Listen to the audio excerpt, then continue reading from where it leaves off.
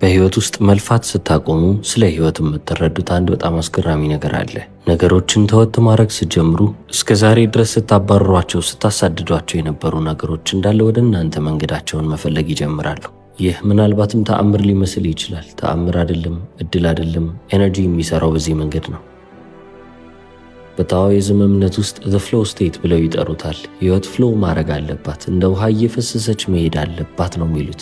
ስለዚህ አንድ ነገር ያስፈልገኛል ብላችሁ ባሰባችሁ ሰዓት ላይ፣ ይሄ ነገር ግዴታ እኔ ጋር ሊመጣ ይገባል ባላችሁ ሰዓት ላይ ኤነርጂያችሁ ስቴፈን ያደርጋል። ልክ እንደምትጨነቁ አይነት ሰዎች ነው የምትሆኑት። ኤነርጂያችሁ እናንተን በፈለጋችሁት መንገድ እንድትገቡ አያረጋችሁ። የምርም ያስፈልገኛል ብላችሁ ያሰባችሁትን ነገር ወደ ህይወታችሁ እንዳይመጣ እየከለከላችሁ መንገድ እየዘጋችሁ ትቀጥላላችሁ ማለት ነው። በባለፈው ቪዲዮ ላይ ስለዚህ ሲናሪዮ ነግሬያቸዋለሁ። እጃችሁ ላይ ውሃ ቢጨምርላችሁ እጃችሁን ለመጭመቅ ብትሞክሩ ውሃውን ይይዛለሁ ብላችሁ ካሰባችሁ አትይዙትም። የበለጠ እንደውም ውሃው ከእጃችሁ ፈጥኖ የሚወጣበትን መንገድ ነው እየፈጠራችሁ ያላችሁት። ውሃውን ለመያዝ የምትፈልጉ ከሆነ ውሃውን ላለመያዝ መሞከር አለባችሁ ማለት ነው። በህይወትም ሁሉም ነገር የሚሰራው በዚህ ተመሳሳይ መንገድ ነው። ፍሎ ስቴት ላይ እስካልሆናችሁ ድረስ የምትፈልጉትን ነገር አታገኙ። እስቲ ለመጨረሻ ጊዜ በጣም ያስፈልገኛል ብላችሁ ያሰባችሁትን ነገር መለስ ብላችሁ ለማሰብ ሞክሩ። ብዙ ገንዘብ ፈልጋችሁ ሊሆን ይችላል። ጥሩ ስራ ፈልጋችሁ ሊሆን ይችላል። ቶሎ ባልፈልጌ ማግባት አለብኝ ብላችሁ አስባችሁም ሊሆን ይችላል። ወይንም ደግሞ ሚስት ፈልጋችሁም ይሆናል። ምንም ይሁን ብቻ የሆነ ነገር ይጎልኛል፣ ይሄንን ነገር ነው ማግኘት ያለብኝ ባላችሁ ሰዓት ላይ ያንን ነገር የበለጠ ወደ ህይወታችሁ እንዳይመጣ እያደረጋችሁ ነው የምትቀጥሉት። የእናንተ ግፊ፣ የእናንተ ፑሽ ያንን ነገር የበለጠ ከእናንተ እያራቀባችሁ ነው የሚመጣው። በመጨረሻም ግን በዚህ መንገድ ላይ ሆናችሁ ሁሉም ነገር አልሳካ ብሎ ጥምም ሲልባችሁ ከእንግዲህ በኋላ ሰለቸኝ ትቼዋለሁ ብላችሁ የተዋችሁት ጊዜ፣ እርግፍ ባረጋችሁት ጊዜ ግን እነሱ ወደ እናንተ መምጣት ይጀምራሉ። የምትፈልጓቸው ነገሮች እንዳለ የምትፈልጉትም ሰው ሊሆን ይችላል፣ ወይንም የምትፈልጉት የስራ እድል፣ ብዙ ገንዘብ ወይንም አጋጣሚ ነው ብላችሁ ያሰባችሁት ነገር እንዳለ የበለጠ መንገዱን እየከፈተላችሁ ይመጣል። ታዲያ አሁን ያደረጋችሁት ነገር ምንድን ነው? ከኒዲንግ ወይንም ደግሞ ያንን ነገር አጥብቆ ከመፈለግ ራሳችሁን እያራቃችሁ መጣችሁ። ከስኬርሲቲ ወደ ትራስት መጣችሁ ማለት ነው። የዚህ ነገር በቂ የለም ብላችሁ ከማሰብ በቃ አምኜዋለሁ ትቼዋለሁ ብሎ እንደመተው ነው።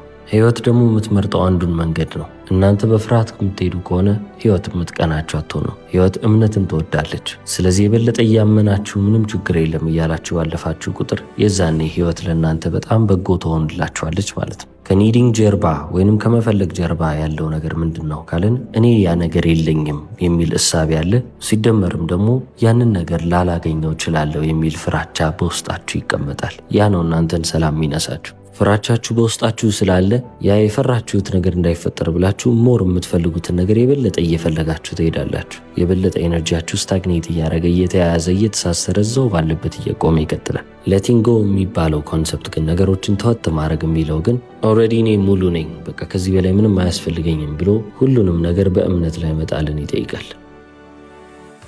ታዲያ አሁን በዚህ ሰዓት ላይ ያ የፈለጋችሁት ነገር ከመጣ መጣ ነው። ካልመጣም ግን እናንተን ከሙሉነታችሁ ከሙሉ ክብራችሁ የሚያወርዳችሁ ነገር አይደለም። ይህ አቲቲዩዳችሁ፣ ይህ አመለካከታችሁም ነው ደግሞ ሙሉ ለሙሉ ጨዋታውን እየቀየረላችሁ የሚመጣው። ብዙ ጊዜ ስለ ሌቲንግ ጎ ሲወራ ወይንም ነገሮችን ለቀቅ ስለማድረግ ሲወራ ሰዎች እጅ መስጠት ይመስላችኋል።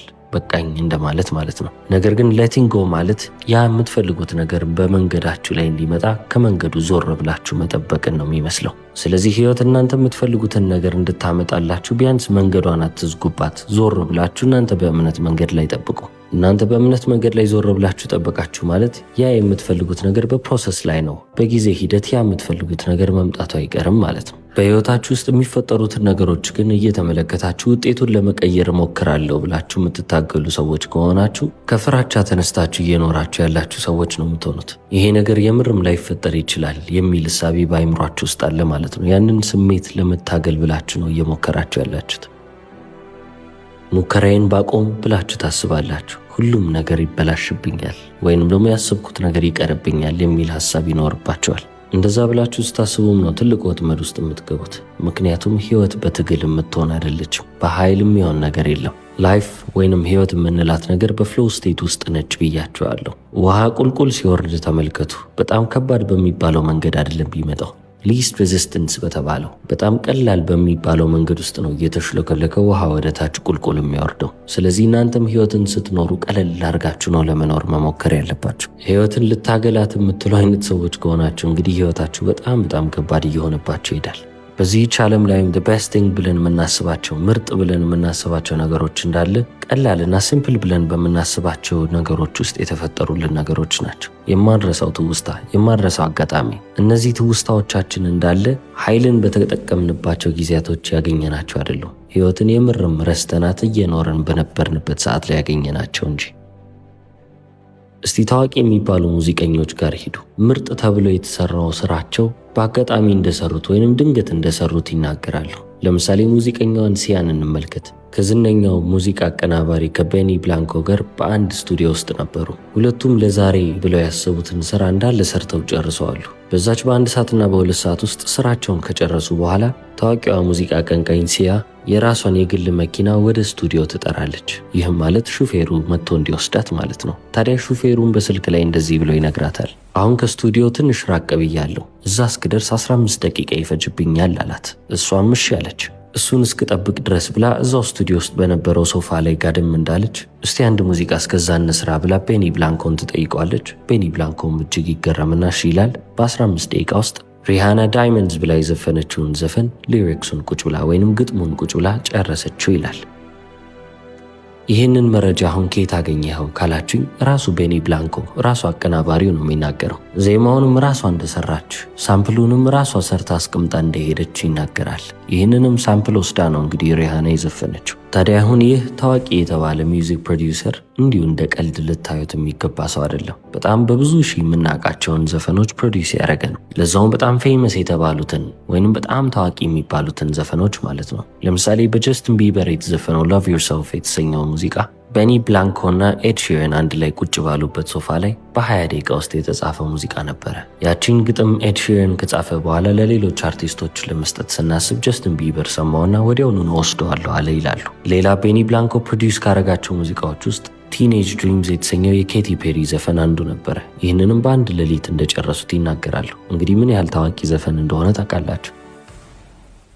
ከዛም አስቀጥሎ ደግሞ ሙቭስ ላይክ ጃገር የተሰኘው በማሩን 5 የተዘፈነ ዘፈን አለ። ይህም ደግሞ በአንድ ምሽት ውስጥ እንዳለቀ ያስታውሰናል። ቤኒ ብላንኮ በራሱ እንደ አርቲስት በራሱ ስም ያለውን ዘፈን የምንመልከት ኢስት ሳይድ የተሰኘው ያንን ዘፈን ለመጻፍና ለመጨረስ አንድ ከሰዓት ብቻ ነው ያስፈልጋቸው። በቃ ከሰዓት የኤድ ሺረን ቤት ውስጥ ቁጭ ብለን ነበር፣ በዛው ጽፈን ጨረስ ነው፣ ወዲያውኑ ነው ያለቀው ይላል። ታዲያ እነዚህን ሁሉ ምሳሌዎች ታዋቂ ሚውዚክ ፕሮዲውሰር ቤኒ ብላንኮ ከተናገረ በኋላ በጣም ምርጥ የተባለ ሙዚቃ መስራት ከፈለጋችሁ ዶንት ኦቨርቲንክ ኢት ይላል። ብዙ አታስቡበት ነው የሚለው። በጣም ምርጥ የሚባሉትን ሙዚቃዎችን የምጽፉት፣ በጣም ምርጥ የሚባሉ ሙዚቃዎችን የምታመጡት በቃ ታግዬ ይህንን ነገር ላምጣው ማለት ባቆማችሁ ሰዓት ነው። እኔን በጣም ዝነኛ ያረጉኝና ታዋቂ ያረጉኝ አብዛኞቹ ዘፈኖች እንደ ድንገት የተሰሩ ዘፈኖች ናቸው። ይሄ ዘፈንማ አንደኛ ይሆናል ብለን የሰራነው ዘፈን ሳይሆን እስቲ እንደ ቀልድ በቃ ጊዜያችንን ከምናባክን ብለን የሰራነው ነው ይላል። ታዲያ አሁን ቤኒ ብላንኮ ክሪኤቲቭ የሆነ ስራ ነው እየሰራ ያለው፣ ሙዚቃ ውስጥ ነው። የጥበብ ስራ ብላችሁ ልታስቡ ትችላላችሁ። ጥበብ ደግሞ ችኮላን አትፈልግም፣ ኃይልንም አትፈልግም። ልክ እንደ ህይወት ነች።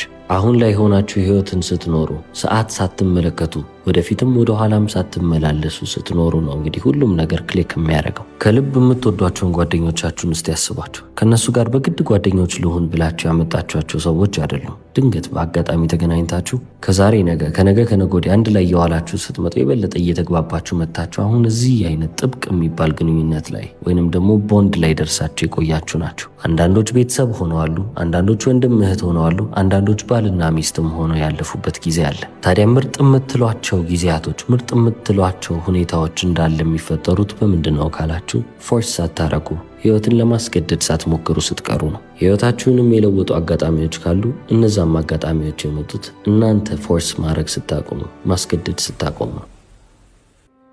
ይህም ደግሞ ምናልባት አስደንቋችሁ ለምንድን ነው እንደዚህ የሆነው ግን ትሉ ይሆናል። ይህም የሆነው በአንድ ምክንያት ነው። ህይወት ሪስፖንድ የምታደርገው ጥረታችሁን አይታ ወይንም ደግሞ ልፋታችሁን አይታ ሳይሆን ኤነርጂያችሁን አይታ ነው። ህይወታችሁ በኤነርጂያችሁ ነው የሚመራው። ኤነርጂያችሁ ደግሞ በጣም ጥርት የሚለው ማግኔቲክ የሚሆነው ነገሮችን ወደ እናንተ እየሳበ የሚያመጣላችሁ እናንተ ከራሳችሁ ጋር በሰላም መቀመጥ ስትችሉ ነው። ኒዲ ወይንም ደግሞ ዴስፕሬት ከሆናችሁ ይሄ ነገር ግዴታ ያስፈልገኛል ያለዚህ መኖር አልችልም ካላችሁ የዛኔ ታጡታላችሁ። ያልነበራችሁም ነገር ቢሆን ከእናንተ እየሸሸ ይመጣል። ህይወትን ግን ትረስት አድርጋችሁ አምናችሁ የምትንቀሳቀሱ ሰዎች ከሆናችሁ አላይንድ ናችሁ ማለት ነው። ከፈጣሪ ጋር በአንድ መስመር ላይ እንዳላችሁ አድርጋችሁ ቁጠሩት። ፈጣሪ ለእኔ ያለው ህይወት አለ ትሉ የለ ያንን ህይወት የምታገኙት ልክ እሱን ማመን ስችሉ ነው እንጂ እኔ ላምጣው ብላችሁ ፎርስ ስታደርጉ ስትታገሉ አይደለም። በአንድ ጉዳይ ላይ እርግጠኛ ልሁን ሌት ሚ ቢ ሰርተን እያላችሁ በታገላችሁ ቁጥር የበለጠ በህይወታችሁ ውስጥ ቀውስ እያበዛችሁ ትቀጥላላችሁ። ምክንያቱም ሁሉም ነገር በዚህች ምድር ላይ ሊገባችሁ ሊገለጥላችሁ አይገባም። ብዙ ነገሮች ካለፋችሁ በኋላ ከሄዳችሁ በኋላ ነው እየተገለጡላችሁ የሚመጡት እንጂ አሁን ላይ አይደለም። አሁን የሚፈጠርላችሁ ነገር እንዳለ እናንተን ግራ ሊያጋባችሁ ይችላል። ነገር ግን እምነት የተባለው ለምንድን ነው? ግራ ቢያጋባችሁም ግራ ባይጋባችሁም አምናችሁ እንድትቀጥሉ ነው አይደል? ስለዚህ ሁሉም መልስ አሁን ላይ ግልጥ ይሆንልኝ ልወቀው ካላችሁ እንግዲህ የተዘጋጀልኝን መንገድ እንዳለ አልፈልግም እያላችሁ ነው። ታዲያ ለምንድን ነው እንደ ሰው ልጆች ህይወትን ማመን የከበደን? ለምንድን ነው ፈጣሪንስ ማመን የከበደን ብለን ካሰብን አንድ መልስ ብቻ ልናገኝ እንችላለን። ፕሮግራም የተደረግነው ፍርሃትን የበለጠ እንድናምን ነው እንጂ ፖሲቢሊቲን እንድናምን አይደለም። ማለትም ደግሞ ያሰብነው ጥሩ ነገር እኮ ሊፈጠር ይችላል የሚለው ነገር ሳይሆን ባይፈጠርስ የሚለው ሀሳብ ላይ ልንገድ ስናረግ ተጣብቀን ስንመጣ ነው እንግዲህ እየለመድን ሄድ ነው። ታዲያ ትረስት ስታደርጉ ስታምኑ ሬክለስ የሆናችሁ ይመስላችኋል። ግዴለሽ ሆናችሁ ህይወትን እየኖራችሁ ይመስላችኋል። ነገር ግን ግዴለሽ ስትሆኑም ነው ህይወታችሁ የምርም ጣፋጭ እየሆነና የምርም ትርጉም እያመጣላችሁ መሄደው። ግዴለሽነት ማለት ነገሩን ተዉት፣ በቃ ከኔ ቁጥጥር ውጪ ነው የሆነው ነገር ይሁን ብሎ መቀመጥ ማለት ነው። ያለምንም መደገፊያ ከአንድ ተራራ ጫፍ ላይ እንደቆማችሁ አድርጋችሁ ነው የምታስቡት። እምነት ማለት እንደዛ ሊመስል ይችላል። ነገር ግን ብታምኑም ባታምኑም እናንተ እዛ ተራራ ጫፍ ላይ እስካሁን ቆማችኋል፣ በፍርሃትም ቢሆን። ምክንያቱም ህይወትን በዚህም አለበዚያ ልትቆጣጠሯት አትችሉም። ህይወትን የማትቆጣጠሯት ከሆነ ደግሞ ሁሌም ቢሆን አስጊ የሚባል ቦታ ላይ ናችሁ ማለት ይቻላል። ስለዚህ እናንተ ስትጨነቁ፣ በጣም ውጥረት ውስጥ ስትገቡና ቆይ እስቲ ይህን ነገር ማኔጅ ላርግ እያላችሁ በተጠበባችሁ ቁጥር ህይወታችሁን ሴኪዩር እያረጋችሁ ወይንም ደህንነቱን እያስጠበቃችሁ ይመስላችኋል እንጂ ኢትስ ኦል አን ኢሉዥን። ሁሉም ነገር ውሸት ነው። ትክክለኛው የሚባለው ደህንነት ህይወቴን ደህና ቦታ ላይ ያስቀምጫለሁ የምትሉት ሰርፍ ማድረግ ስችሉ ነው። ማዕበሉ ሲመጣ ከመሮጥ ይልቅ ሰርፍ ስታረጉ፣ በላዩ ላይ ስትሄዱ፣ ስትንሳፈፉ የዛኔ ትክክለኛ አቢሊቲ ትክክለኛ አቅም አላችሁ ማለት ነው። አቅማችሁም እምነታችሁ ነው።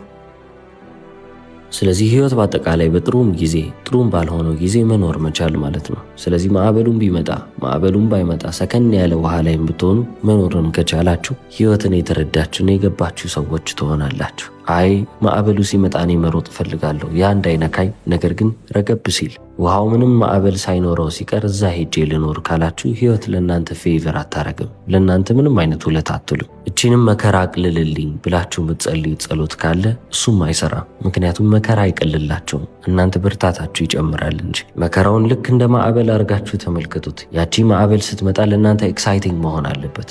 ያጓጓኛል ብላችሁ ያቺን ማዕበል ደግሞ ለመቅዘፍ ማሰብ ነው። ልክ ከልጅነታችሁ ጀምሮ እየተማራችሁት የምታውቁት የዳንስ ልምምድ አድርጋችሁ አስቡት። የህይወትን መከራ በዛ መልክ ይሄ ነገር ተመለሰ እንዲህ በሚል አይምሮ ድጋሚ እያደረጋችሁ ታልፋላችሁ። ታዲያ በዚህ እምነት ውስጥ እየኖራችሁ ስትቀጥሉ ህልሞቻችሁን፣ አምቢሽኖቻችሁን፣ ያሰባችኋቸውን ትላልቅ ነገሮች ርግፍ አድርጋችሁ ተዋችሁ ማለት አይደለም። የበለጠ እነዛ ነገሮች ወደ እናንተ እንዲመጡ መንገድን ከፈታችሁ ማለት እንጂ።